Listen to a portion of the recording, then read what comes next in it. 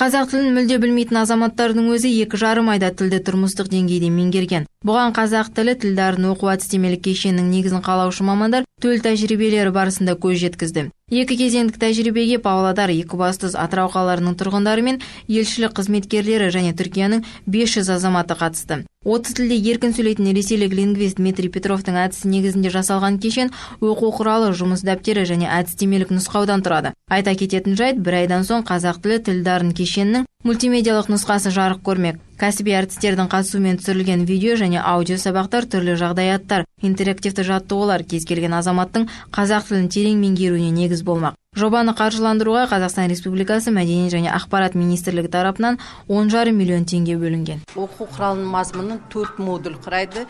Күнделікті қолданыстағы тақырыптардан, лексикалық тақырыптардан және де 15 грамматикалық құрылымнан тұрады.